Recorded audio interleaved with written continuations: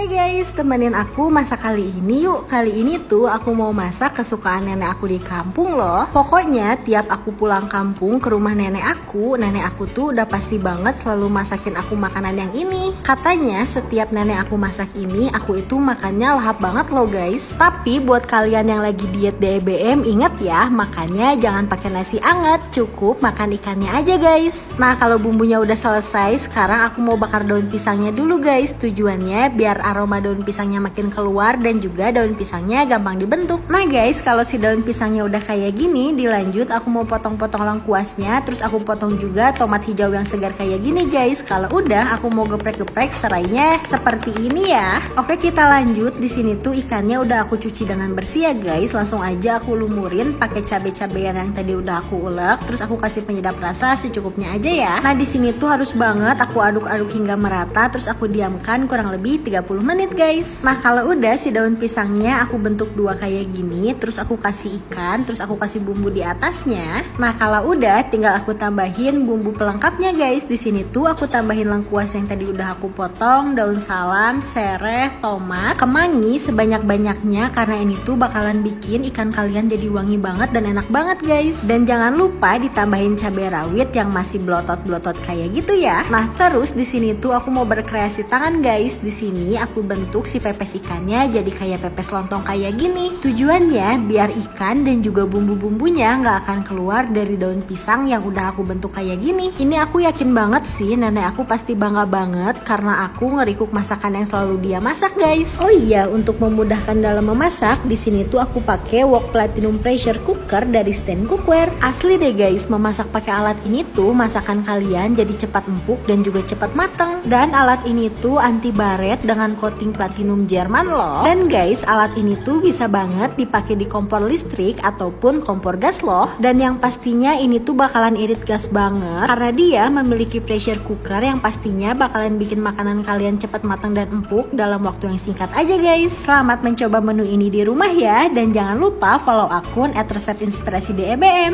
Kunyit dan juga asam pade secukupnya aja ya guys sampai si bumbunya matang kayak gini. Oh iya guys, karena ikan patin itu cepet banget matangnya, jadi kalian masukin ikan patinnya kalau si airnya udah ngegolak kayak gini ya guys. Oh iya, buat kalian yang masih bertanya-tanya, di sini tuh aku mau bikin apa? Jadi di sini tuh aku bikin asam pade pakai ikan patin guys. Ini tuh beneran kesukaan aku banget karena ibu aku orang Sumatera, jadi pasti di rumah tuh ibu aku bikin ini guys. Udah nge-scroll banyak nih, yuk